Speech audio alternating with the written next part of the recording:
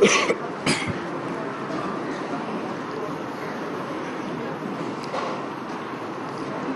أن لا إله إلا الله وحده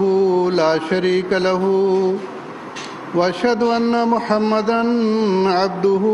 ورسوله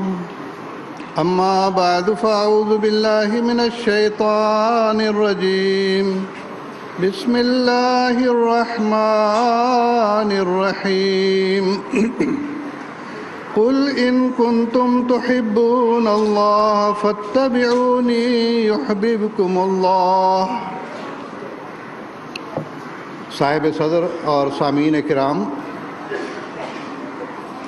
سیدنا حضرت اقدس محمد مصطفیٰ صلی اللہ علیہ وسلم خاتم النبیین ہیں۔ آپ کے اوپر تمام کمالات نبوت آ کر ختم ہو گئے، اور کوئی ایسا کمال نہیں جو آپ کی ذات کے اندر نہ پایا جاتا ہو، یا کوئی ایسی بات نہیں جو گزشتہ انبیاء میں پائی جاتی ہو اور آن حضرت صلی اللہ علیہ وسلم اس سے افضل ترین نہ ثابت ہوتے ہیں۔ اس لحاظ سے آن حضرت صلی اللہ علیہ وسلم کو اللہ تعالیٰ نے جو خاتم النبیین کا خطاب عطا فرمایا ہے، اس سے ہمارے عام مسلمان بھائی تو یہ سمجھتے ہیں کہ اب نبوت کا انعام ہی ختم ہو گیا، اب ہمیں کسی ہادی کی، کسی نبی کی، کسی رسول کی ضرورت باقی نہیں رہی۔ تو یہ ایسی ہی بات ہے جیسے کوئی شخص یہ کہے کہ بھوک تو باقی ہے لیکن روٹی کی ضرورت نہیں ہے، اس واسطے کہ اگر ضرورت باقی ہے اور نبوت ختم کر دی گئی تو یہ بڑا ظلم ہے۔ جیسا کہ ہم کہیں پانی کی پیاس انسان کو ہے، پانی پینا چاہتا ہے لیکن پانی ختم ہو چکا ہے۔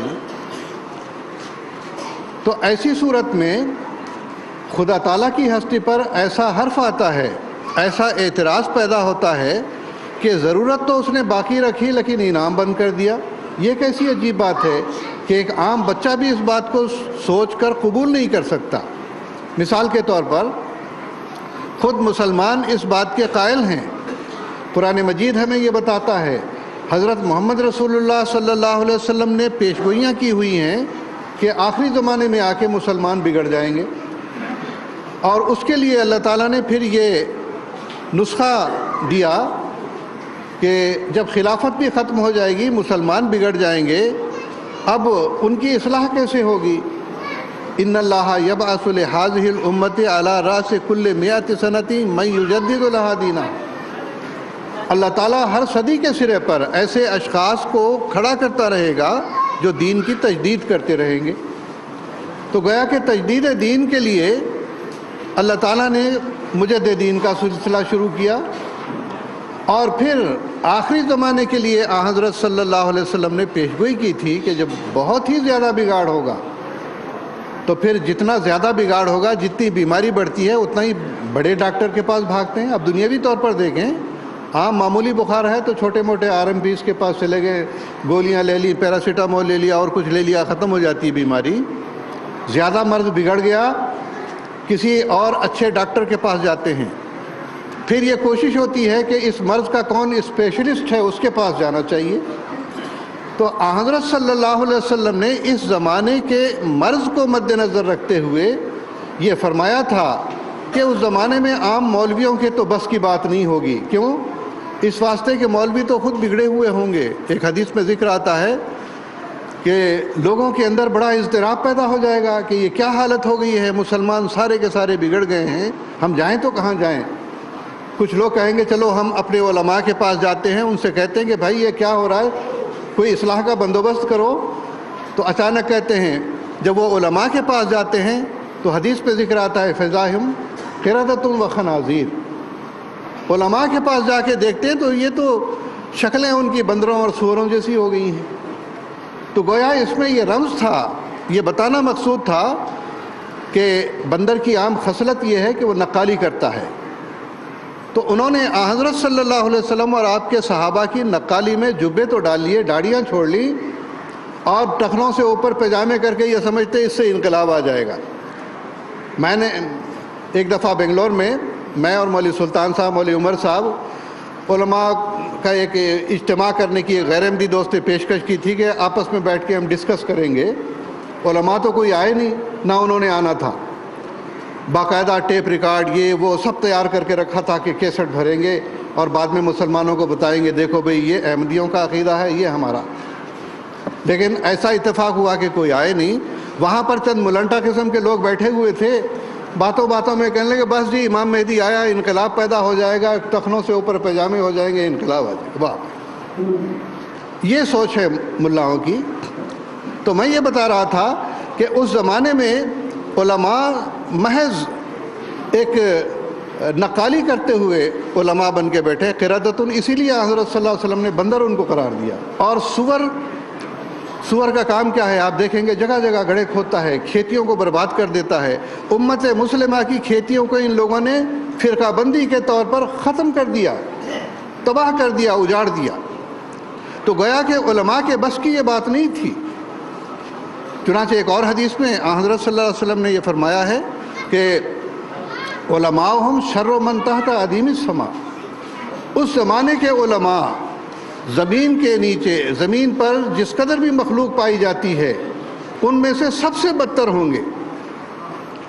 لوگ بعض دفعہ بات سے بات نکلتی ہے، اعتراض کرتے ہیں کہ مسیح موعود علیہ السلام نے جی علماء کو گالیاں دی ہیں، ان کو سور کہا ہے. ارے بھائی، حضرت صلی اللہ علیہ وسلم نے نہ صرف سور قرار دیا ان کو، بلکہ سوروں سے بھی بدتر قرار دیا. علماءہم شر من تحت ادیم السماء. آسمان کے نیچے جتنی مخلوق ہے، چاہے گئی گزری کتنی ہی کیوں نہ ہو، اس سے بھی بدتر آپ نے قرار دیا. یہ گالی کی کیا بات ہے؟ وسلم نے فتوے دیے ہوئے. تو ایسی صورت میں لوگوں میں جب اضطراب پیدا ہوگا تو وہ کسی بڑے مسئلے کی تلاش میں ہوں گے. امام مہدی کے لیے دیکھیے 1400 سال سے انتظار میں رکھا. مسیح موعود آنے والے ہیں، عیسیٰ علیہ السلام کا نزول ہوگا، امام مہدی تشریف لائیں گے، پھر اسلام کا انقلاب ہوگا. یہ تو انقلاب کے ایسے بیٹھے ہوئے ہیں کہ کوئی جدوجہد نہ کرنی پڑے. اوپر سے مسیح نازل ہو، نیچے سے امام مہدی پیدا ہو، دونوں مل کے. یہ تو یہودیوں والی بات ہوئی نا کہ تم دونوں جاؤ لڑو اور غلبہ دے دو. ان لوگوں کو تو سوائے اس کے گھر میں بیٹھے ہوئے ہیں، امام مہدی اور عیسیٰ آئیں گے، دنیا فتح کریں گے اور ان کی جھولیوں میں ڈال کے چلے جائیں گے. اور وہ بھی کہتے ہیں بالکل قیامت کے قریب آئیں گے. تو بات آگے بڑھاتے ہوئے میں یہی عرض کرنا چاہتا ہوں کہ حضرت صلی اللہ علیہ وسلم نے بشارتیں بے شک دی ہیں کہ امت محمدیہ میں مسیح موعود آئے گا، وہ نبی اللہ ہوگا. کیوں؟ اس واسطے کہ دنیا بگڑ چکی ہے. علماء کے بس میں نہیں ہے کہ ان کی اصلاح کر سکیں. تو اس لحاظ سے ایک ایسا اسپیشلسٹ ڈاکٹر چاہیے تھا جو ان تمام امراض کا علاج کر سکتا، اور وہ مسیح موعود اور امام مہدی علیہ السلام. تو گویا کہ ضرورت باقی ہو اور اس ضرورت کو پورا کرنے والی چیز ختم کر دی جائے یا بالکل ناپید کر دی جائے، یہ اللہ تعالیٰ کی ہستی پر اعتراض ہے. یا اعتراض پیدا ہوگا کہ قیامت کے دن جب اللہ تعالیٰ کے حضور حاضر ہوں گے، اس وقت تو سب لوگ یہ کہیں گے کہ ہم بگڑ گئے تھے تو ہمارے لیے کوئی ہادی، کوئی مصلح، کوئی امام مہدی، کوئی مسیح آنا چاہیے تھا، کوئی نہیں آیا. اور اب 1400 سال کے انتظار کے بعد علماء کہتے ہیں کوئی ضرورت نہیں ہے. یہ ساری وضعی حدیثیں ہیں. قرآن مجید میں کہیں واضح ذکر نہیں آتا کہ مسیح آئے گا، امام مہدی آئے گا، حالانکہ واضح طور پر پیشگوئیاں موجود ہیں. اس وقت میرا موضوع نہیں ہے، میں اس طرف نہیں جاؤں گا. تو گویا کہ ختم نبوت میں حضرت مسیح موعود علیہ السلام نے فرمایا تھا کہ اس کے اندر ایک عظیم الشان پیشگوئی ہے جس کا ہمارے مخالفین کو علم نہیں. اور وہ پیشگوئی یہ ہے کہ اب روحانیت کے تمام دروازے بند کر دیے گئے ہیں سوائے ایک سیرت صدیقی کے کھڑکی کے. تو گویا کہ حضرت صلی اللہ علیہ وسلم کی اتباع نہ کرنے والے جتنے بھی ہیں ان کو روحانیت کے اعلیٰ مدارج تو دور کی بات ہے، ادنا درجہ بھی روحانیت کا نہیں مل سکتا. ہاں، اگر درجہ چاہیے، روحانیت چاہیے، اللہ تعالیٰ کا قرب حاصل کرنا چاہتے ہو، اللہ کی محبت حاصل کرنا چاہتے ہو، ایک ہی دروازہ اور ایک ہی کھڑکی ہے. وہ کون سی ہے؟ قل ان کنتم تحبون اللہ فاتبعونی یحببکم اللہ. کہ اے لوگو، اے محمد صلی اللہ علیہ وسلم، لوگوں کو کھول کر یہ بات بیان کر دو، اگر تم اللہ سے محبت کرنے کا دعویٰ کرتے ہو، اللہ کا قرب حاصل کرنے کا دعویٰ کرتے ہو، فاتبعونی، میری پیروی کرو، محمد مصطفیٰ صلی اللہ علیہ وسلم کی پیروی کرو، یحببکم اللہ، پھر تم بھی محبوب خدا بن جاؤ گے، تم کو بھی اللہ چاہنے لگے گا، تم اللہ سے محبت کرو گے، اللہ تم سے محبت کرے گا۔ اس کے لیے ایک ہی دروازہ ہے، وہ اتباع محمد صلی اللہ علیہ وسلم کا دروازہ۔ چنانچہ آپ دیکھیے کہ اس دنیا میں کون اس قابل تھا کہ جو عشق محمد میں سب سے بڑھ کر اپنا قدم آگے رکھنے والا تھا؟ حضرت مسیح موعود علیہ السلام نے براہین احمدیہ حصہ چہارم میں اپنے ایک رویا کا ذکر فرمایا کہ میں نے رویا میں دیکھا کہ ملائے اعلیٰ میں خصومت پائی جاتی ہے۔ ملائے اعلیٰ یعنی اوپر کے جو فرشتے ہیں، ان کے اندر یہ جھگڑا ہو رہا ہے، تکرار ہو رہی ہے۔ وہ ایک شخص محی کی تلاش میں ہیں۔ محی کہتے ہیں زندہ کرنے والا، کہ یہ امت جو اب مر چکی ہے، یہ جو اسلام ہے، اس کو ان لوگوں نے تو مرحوم کا امت مرحومہ قرار دے دیا، یہ تو مر چکی ہے، نعوذ باللہ من ذالک۔ تو اس مردے کو زندہ کرنا ہے تو کیسے زندہ کریں گے؟ اور آپس میں کہتے نہیں جی وہ ہو سکتا ہے، یہ ہو سکتا ہے، ان کے اندر ایک تکرار چل رہی ہے۔ اتنے میں وہ حضور فرماتے ہیں کہ چند لوگ آئے، انہوں نے دیکھا میرے سرانے آ کے بعض فرشتے کھڑے ہوئے، اور انہوں نے آ کے یہ کہا ھذا رجل یحب رسول اللہ، کہ دیکھو بھئی یہ شخص ہے جو محمد مصطفیٰ صلی اللہ علیہ وسلم سے محبت رکھتا ہے۔ اور آگے آپ نے تشریح کی گویا کہ اس زمانے میں جس شخص سے محیی کی تلاش تھی، زندہ کرنے والے کی تلاش تھی، وہ ایسا شخص ہونا تھا جس کے اندر عشق رسول کوٹ کوٹ کر بھرا ہوا ہو، محبت رسول اس کے اندر رچ بس گئی ہو، اور وہ حضرت مسیح موعود علیہ السلام کی طرف اشارہ کر رہے تھے۔ اور پھر دیکھیے حضرت مسیح موعود علیہ السلام کو محمد مصطفیٰ صلی اللہ علیہ وسلم سے کیسا عشق اور کیسی محبت تھی۔ آپ فرماتے ہیں کہ ایک مرتبہ رات کو میں نے اس قدر درود پڑھا کہ میری روح معطر ہو گئی، اور پھر میرے دل سے نور کے مینار نکلے اور آسمان سے جا کے پھر میرے قلب میں آ کے وہ واپس ہو۔ اس کے بعد میں نے دیکھا کہ فرشتے آب زلال یعنی پاکیزہ پانی جو ہوتا ہے، سب سے مصفہ پانی، آب زلال کی مشقیں لیے ہوئے نور کے فوارے جو ہیں وہ میری در و دیوار پر نور برسا رہے ہیں، اور اس کے ساتھ ہی وہ یہ کہتے جا رہے ہیں ھذا بما صلیت علی محمد صلی اللہ علیہ وسلم، کہ یہ نور کی بارش تمہارے در و دیوار پر اس لیے ہو رہی ہے کہ تم نے محمد مصطفیٰ صلی اللہ علیہ وسلم پہ اس قدر درود بھیجا ہے کہ آپ کی روح معطر ہو گئی ہے، اور اللہ تعالیٰ کی طرف سے یہ انعام ہے کہ نور کے فوارے تمہارے گھروں پر ڈالے جا رہے ہیں۔ تو یہ عشق محمد صلی اللہ علیہ وسلم آپ کے دل میں کوٹ کوٹ کر بھرا ہوا تھا۔ آپ کی تحریرات دیکھ لیں، آپ کے اشعار دیکھ لیں، اردو کلام دیکھ لیں، فارسی کلام دیکھ لیں، اور عربی کلام دیکھ لیں، ہر جگہ محمد مصطفیٰ صلی اللہ علیہ وسلم کا عشق آپ کو نظر آتا ہے۔ لوگ تو یہ کہتے ہیں اور تعجب ہوتا ہے ہمیں، یہ صرف جہالت کی باتیں، سنی سنائی باتیں ہیں۔ یہ تو ایسی بات ہے، کسی نے کہا کہ میاں دیکھو تمہارا کان کوا لیے جا رہا ہے، اور وہ شخص کوے کے پیچھے پیچھے دوڑتا چلا جا رہا ہے، وہ میرا کان گیا، میرا کان گیا۔ اور بھئی پہلے دیکھ تو لو کہ تمہارا کان موجود بھی ہے کہ نہیں۔ تو یہی حال غیر احمدی ہمارے مسلمان بھائیوں کا ہے، جو غیر جماعت دوست ہیں، کہ جو افواہیں، جو غلط باتیں ان کے ملاؤں نے پھیلا دی ہیں، ان کو لے کے آگے بڑھتے چلے جا رہے ہیں۔ کبھی انہوں نے یہ نہیں دیکھا کہ کیا یہ علماء نے باتیں کی ہیں تو ہم تحقیق تو کر لیں اس بات کی۔ تو یہ سنی سنائی باتوں کی وجہ سے بعض باتیں ایسی ہوتی ہیں کہ نعوذ باللہ من ذالک مرزا صاحب نے حضرت صلی اللہ علیہ وسلم کے بالمقابل نبوت کا دعویٰ کیا۔ حضرت صلی اللہ علیہ وسلم کی محبت میں سرشار ہو کے آپ تو ہمیشہ ایسے رہتے تھے کہ گویا کہ آپ اس دنیا میں ہے ہی نہیں۔ آپ فرماتے ہیں بعد از خدا بعشق محمد مخمرم، گر کفر این بود بخدا سخت کافرم، کہ اے لوگوں تم مجھے محمد صلی اللہ علیہ وسلم کے بالمقابل پیرالل نبوت کا دعویٰ کرنے والا قرار دیتے ہو، حالانکہ میں تو آپ کا ایک ادنا غلام ہوں۔ خدا کے بعد اگر مجھے کسی سے سب سے زیادہ عشق اور محبت ہے تو وہ محمد صلی اللہ علیہ وسلم کی ذات ہے۔ اگر محمد صلی اللہ علیہ وسلم سے عشق و محبت رکھنا تمہارے نزدیک کفر ہے، بخدا مجھے بڑا کافر کہہ لو، مجھے کوئی افسوس نہیں ہوگا۔ حضرت صلی اللہ علیہ وسلم کی خاطر، آپ کی حمایت کی خاطر، آپ کے لیے غیرت رکھنے کی خاطر آپ نے ہر قسم کا ظلم و ستم سہا، لیکن اس راستے کو نہیں چھوڑا۔ آپ نے کتنا دکھ ہوتا ہے، کتنا تکلیف ہوتی ہے کہ اگر کوئی شخص کسی کو گالی دے دے اور اس کے ساتھ ساتھ یہ بھی کہ جھوٹا ہے، مکار ہے، کافر ہے، دجال ہے۔ خود مسیح موعود علیہ السلام نے فرمایا کافر و ملحد و دجال ہمیں کہتے ہیں، نام کیا کیا غم ملت میں رکھایا ہم نے۔ تو یہ درد تھا کہ امت مسلمہ جو بگڑی ہوئی ہے اس کو کسی طرح سے سنوارا جائے،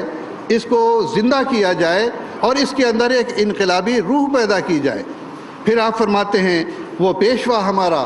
جس سے ہے نور سارا، نام اس کا ہے محمد، دلبر میرا یہی ہے، اس نور پر فدا ہوں، اس کا ہی میں ہوا ہوں، وہ ہے میں چیز کیا ہوں، بس فیصلہ یہی۔ کون کہے گا کہ جس شخص کا یہ کلام ہے وہ حضرت صلی اللہ علیہ وسلم کے بالمقابل کھڑا ہوا ہے؟ پھر آپ دیکھیے آپ فرماتے ہیں کہ دیگر استاد را نام ندانم کہ خواندم در دبستان محمد صلی اللہ علیہ وسلم، کہ مجھے تو اور کسی مکتب اور مدرسے کا تو علم ہی نہیں ہے۔ کیوں؟ اس واسطے کہ میں تو محمد مصطفیٰ صلی اللہ علیہ وسلم کے مدرسے میں پڑھا ہوا۔ میرا استاد کون ہے؟ دیگر استاد را نام ندانم، مجھے تو اور کسی استاد کا نام نہیں معلوم، میرا استاد اگر ہے تو محمد مصطفیٰ صلی اللہ علیہ وسلم ہے، سب کچھ ہم نے اس سے پایا ہے۔ اسی طرح آپ فرماتے ہیں جانو دلم فدائے جمال محمد است، خاکم نثار کوچے آل محمد است۔ اپنا سب کچھ حضرت صلی اللہ علیہ وسلم کے حضور پیش کرتے ہیں کہ میری جان، میرا دل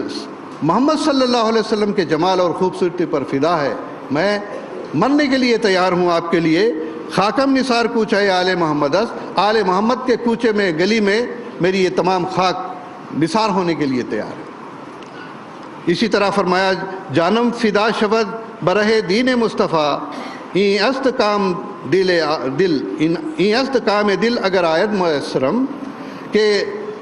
میری جان محمد مصطفیٰ صلی اللہ علیہ وسلم کے دین پر فدا ہے، اور یہی ایک کام مجھے معلوم ہے کہ اس کے لیے اگر میں مر بھی جاؤں تو مجھے افسوس نہیں ہوگا، اگر یہ کام میسر آ جائے تو اس سے بڑی خوش قسمتی میری اور کچھ نہیں ہو۔ بتائیے کوئی ایسا شخص جو محمد صلی اللہ علیہ وسلم کے بالمقابل کھڑا ہو، اس کے منہ سے ایسا کلام نکل سکتا ہے؟ پھر آپ فرماتے ہیں ای چشمہ رواں کہ بخلق خدا دہم، کہ یہ بہتا ہوا چشمہ جو میں مخلوق خدا کو دے رہا ہوں یہ میرا اپنا کچھ نہیں ہے، بلکہ آپ فرماتے ہیں یہ قطرہ بحر کمال محمد است، محمد مصطفیٰ صلی اللہ علیہ وسلم کے کمالات میں سے ایک قطرہ ہے جو میں آپ دنیا کے سامنے لٹا رہا ہوں۔ تو جو کچھ آپ نے پایا ہے حضرت صلی اللہ علیہ وسلم کے طفیل پایا ہے۔ عربی میں آپ فرماتے ہیں جسمی یطیر الیک من شوق علی یا لیت کانت قوت الطیرانی، اے محمد صلی اللہ علیہ وسلم میرا جسم شوق کی وجہ سے، عشق و محبت کی وجہ سے آپ کی طرف پرواز کرتا چلا جا رہا ہے، اڑتا چلا جا رہا ہے۔ یا لیت کانت قوت الطیرانی، کاش کہ میرے واقعی میں پر ہوتے تو میں ظاہری طور پر بھی اڑ کے چلا جاتا، کاش کہ مجھے اڑنے کی اور پرواز کرنے کی طاقت ہوتی۔ اسی طرح آپ نے فرمایا انظر الیہ برحمت و تحننی یا سیدی انا احقر الغلمانی، اے میرے پیارے آقا مجھ پر ایک نظر کرم تو کیجئے، نظر رحمت کیجئے۔ کیوں؟ یا سیدی، اے میرے آقا، انا احقر الغلمانی، میں آپ کا حقیر ترین یہ غلام۔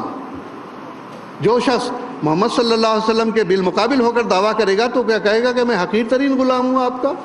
آپ نے تو ہمیشہ اپنے آپ کو حقیر ترین غلام ہی محسوس کیا، اور یہی آپ نے بیان کیا۔ اور جیسا کہ میں نے پہلے آپ کا فارسی شعر بیان کیا ہے، اگر محمد مصطفیٰ صلی اللہ علیہ وسلم سے پیار اور عشق اور محبت کفر قرار دیتے ہو، بخدا ہم یہ گوارا کرنے کے لیے تیار ہیں کہ عشق محمد کے نتیجے میں تم ہمیں کافر کہو تو ہمیں کوئی افسوس نہیں ہوگا۔ چنانچہ حضرت صلی اللہ علیہ وسلم کے عشق و محبت میں دیکھیے، ایک مرتبہ آپ ٹہلتے جا رہے تھے صحن میں اور آپ کی آنکھوں سے آنسو رواں تھے،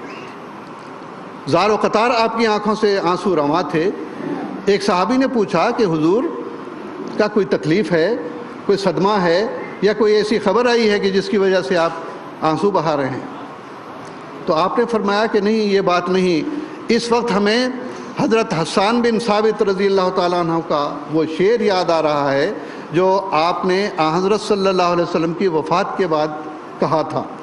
اور ہم یہ سوچ رہے ہیں کہ کاش یہ شعر میری زبان سے نکلا ہوا ہوتا، وہ شعر کیا تھا؟ کنت السواد لناظری فعمی علیک الناظر من شاء بعدک فلیمت فعلیک کنت احاذر، کہ اے محمد صلی اللہ علیہ وسلم آپ تو میری آنکھ کی پتلی تھے، سب کچھ جو دیکھتا تھا میں آپ کی جو آنکھ کی پتلی آپ میرے تھے اسی سے میں دیکھتا تھا، گویا کہ جہان کا نظارہ بھی کرتے تو محمد مصطفیٰ صلی اللہ علیہ وسلم کی نظر سے ہم نظارہ کرتے تھے، آپ کے نظارے سے ہم گویا کہ زندہ تھے۔ فعمی علیک الناظر، آپ کی وفات ہو گئی تو اس کے نتیجے میں ہماری آنکھیں اندھی ہو گئی، ہمیں تو کچھ نظر نہیں آتا ہے۔ من شاء بعدک فلیمت، اب جو چاہے آپ کے بعد مرتا رہے، ہمیں اس کی کوئی فکر نہیں، کوئی چنتا نہیں۔ فعلیک کنت حاضر، ہمارے دل میں تو یہی دھڑکا لگا ہوا تھا کہ کہیں حضرت صلی اللہ علیہ وسلم ہم سے جدا نہ ہو جائے۔ یہ شعر میں بار بار پڑھ رہا ہوں اور مجھے افسوس ہوتا ہے کہ یہ شعر میری زبان سے کیوں نہیں نکلا۔ تو کیا جو شخص حضرت صلی اللہ علیہ وسلم سے نعوذ باللہ بغاوت کرنے والا ہے اس کے دل میں یہ جذبات پیدا ہوتے ہیں؟ ہرگز نہیں، بلکہ آپ کے دل کے اندر محمد مصطفیٰ صلی اللہ علیہ وسلم کی محبت ہر رگ و ریشے میں رچ بس گئی تھی، اور اس کا اظہار آپ کی تحریر میں بھی ہوتا ہے، تقریر میں بھی ہوتا ہے، اسی طرح اشعار میں بھی ہوتا ہے، ہر زبان کے اشعار میں، ہر زبان کی تحریر میں موجود ہے۔ اسی طرح سے میں اپنے بیان کو زیادہ لمبا نہ کرتا ہوا ایک اور واقعہ آپ کے سامنے پیش کرتا ہوں۔ لیک رام آپ جانتے ہیں اسی 6 مارچ کو ابھی ہمارے لیے ایک نشان گویا کہ پھر تازہ ہوا۔ نہایت شاتم رسول، حضرت صلی اللہ علیہ وسلم کی شان میں گستاخی کرنے والا، گالیاں دینے والا، اسلام کو بدترین مذہب قرار دینے والا، گویا کہ اس کی زبان کینچی کی طرح چلتی تھی، اور حضرت صلی اللہ علیہ وسلم پر جو زبان کینچی کی طرح چلتی تھی، حضرت مسیح موعود علیہ السلام کی پیشگوئی کے مطابق 6 مارچ کو ہی وہ اسی چھری سے کاٹا گیا۔ تو اس کے بارے میں ذکر آتا ہے کہ ایک ریلوے اسٹیشن پر حضرت مسیح موعود علیہ السلام گاڑی کا انتظار تھا، آپ ایک جگہ بیٹھ کے وضو فرما رہے تھے۔ اتفاق کی بات ہے کہ لیک رام بھی وہاں پر آ گیا، اس نے دیکھا کہ حضرت مرزا صاحب وضو کر رہے ہیں، اس نے ساتھ جا کے، جیسا کہ عام طور پر ہندوؤں میں رواج ہے، اس نے جا کے سلام کہا۔ حضرت مسیح موعود علیہ السلام نے ایک نظر اس پہ ڈالی، اپنا منہ پھیر لیا دوسری طرف۔ اس نے سمجھا شاید توجہ نہیں ہوئی ہے، تو دوسری طرف آ کے اس نے پھر سلام کیا، آپ نے پھر منہ پھیر لیا، تو وہ شرمندہ ہو کے چلا گیا وہاں سے۔ ایک صحابی جو یہ بات دیکھ رہے تھے انہوں نے آ کے حضرت مسیح موعود علیہ السلام سے فرمایا کہ حضور لیک رام آئے تھے، وہ آپ کو سلام کر رہے تھے، آپ نے ان کی طرف نظر ڈالی اور نہایت ہی غیرت کے ساتھ اس صحابی کو جواب دیا کہ ہمارے آقا کو تو گالیاں دیتا ہے اور مجھے سلام کرتا ہے۔ گویا کہ آپ کو یہ گوارا نہیں تھا کہ جو شاتم رسول ہے، محمد مصطفیٰ صلی اللہ علیہ وسلم کو گالیاں دینے والا شخص ہے، وہ آپ کو آ کر سلام کرے، آپ نے منہ پھیر لیا۔ حالانکہ حضرت صلی اللہ علیہ وسلم کا حکم ہے کہ اگر کوئی سلام کرے تو اس کے سلام کا جواب دینا چاہیے، لیکن آپ نے اس شاتم رسول کو جواب دینا بھی گوارا نہیں کیا، تو یہ غیرت کا اظہار ہے آپ۔ اسی طرح سے آپ نے تجلیات الہیہ میں خاص طور پر اس بات کا ذکر کیا ہے کہ اگر پہاڑوں کے برابر بھی میرے اعمال ہوتے، نیک اعمال میرے اتنے ہوتے کہ پہاڑوں کے برابر ہوتے، اور دوسری طرف میں محمد رسول اللہ صلی اللہ علیہ وسلم کی امت نہ ہوتا، تو یہ شرف مکالمہ مخاطبہ جو مجھے دیا گیا ہے میں ہرگز نہ پاتا۔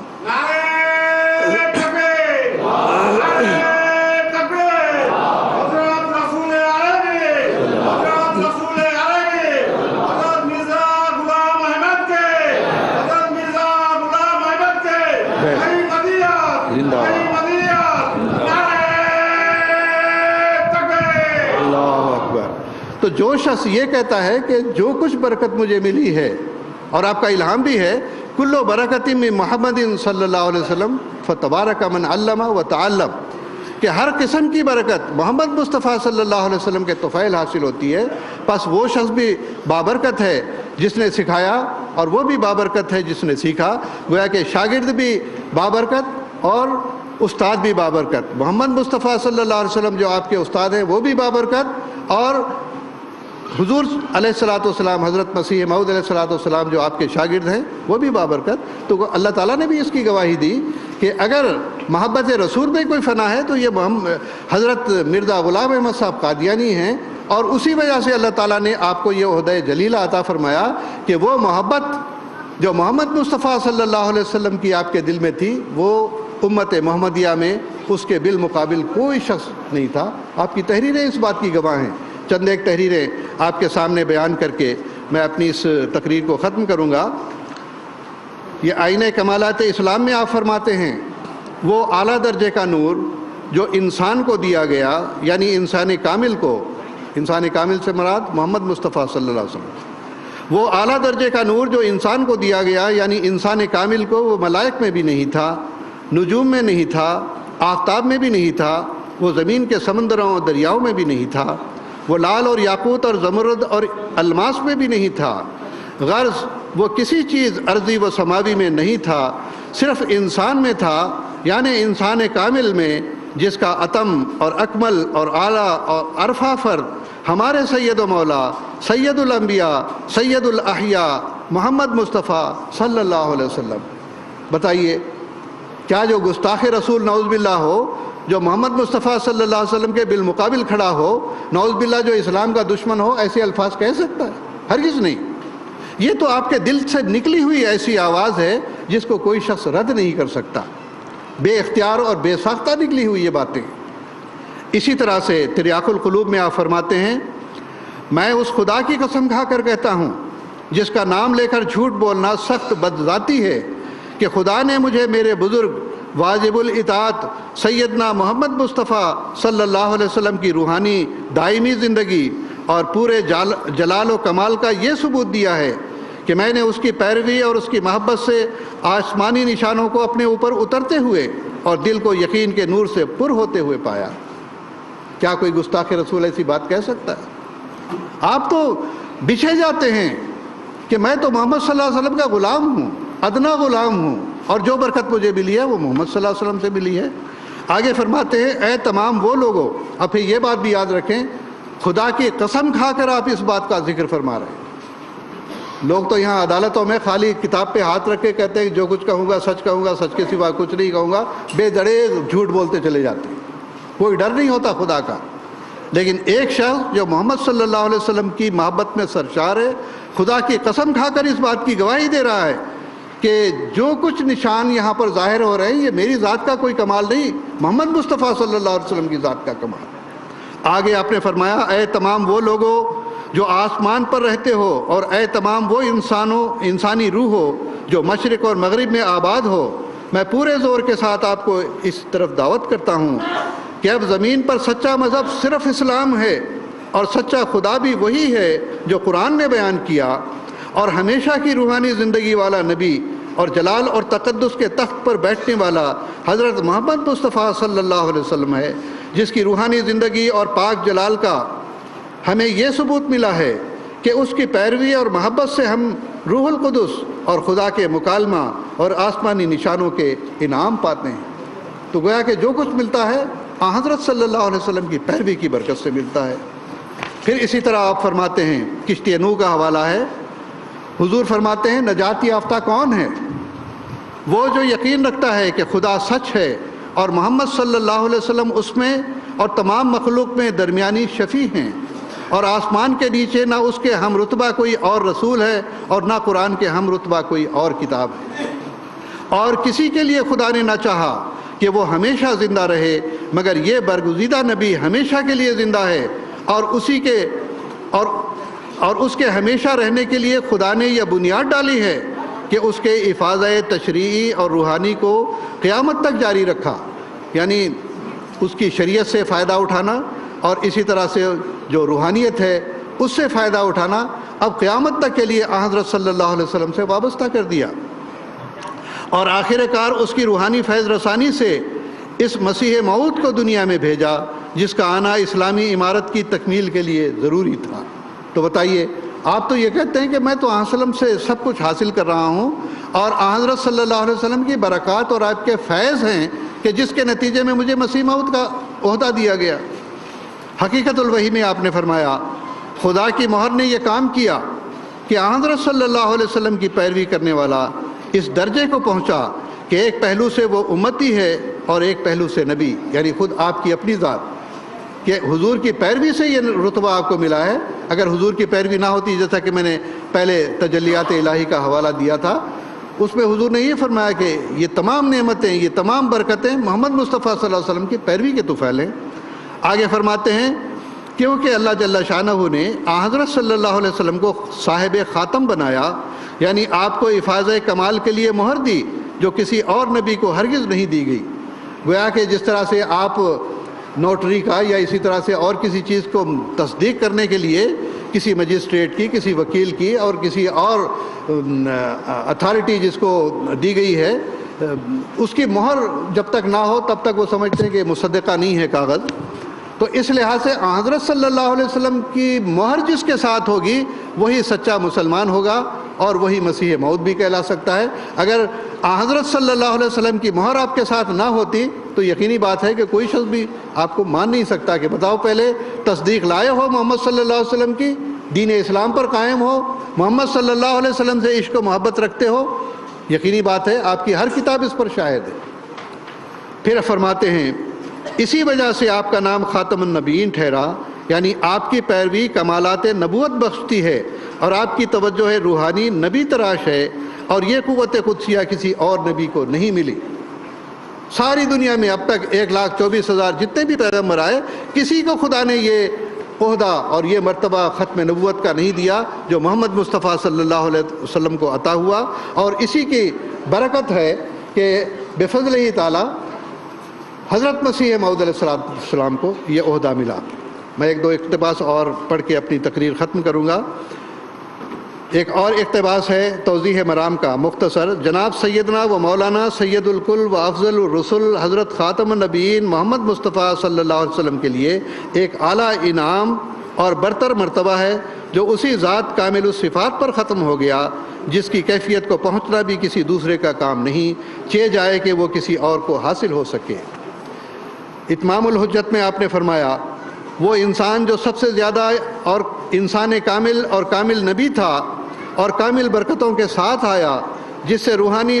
بعث و حشر کی وجہ سے دنیا کی پہلی قیامت ظاہر ہوئی اور عالم کا عالم مرا ہوا اس کے آنے سے زندہ ہو گیا، وہ مبارک نبی حضرت خاتم الانبیاء امام الاصفیاء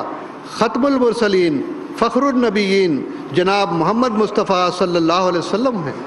لوگ اعتراض کرتے ہیں مرزا صاحب جو ہے ختم نبوت کے منکر ہیں، نعوذ باللہ، جماعت احمدیہ ختم نبوت کی منکر ہے۔ اگر ختم نبوت کی منکر ہے تو یہ اقرار کس چیز کا ہے؟ آگے حضور فرماتے ہیں اے پیارے خدا، اس پیارے نبی پر وہ رحمت اور درود بھیج جو ابتدائے دنیا سے تو نے کسی پر نہ بھیجا ہو۔ اگر یہ عظیم الشان نبی دنیا میں نہ آتا تو پھر جس قدر چھوٹے چھوٹے نبی دنیا میں آئے، جیسا کہ یونس اور ایوب اور مسیح ابن مریم اور ملاکی اور یحییٰ وغیرہ وغیرہ، ان کی سچائی پر ہمارے پاس کوئی بھی دلیل نہیں تھی۔ تمام انبیاء کی صداقت آپ سے ظاہر ہوئی، اور آئندہ بھی جو بھی مہر نبوت لے کر آئے گا اسی کو اللہ تعالیٰ یہ انعام دے گا جو حضرت صلی اللہ علیہ وسلم کی پیروی میں یکتا ہو۔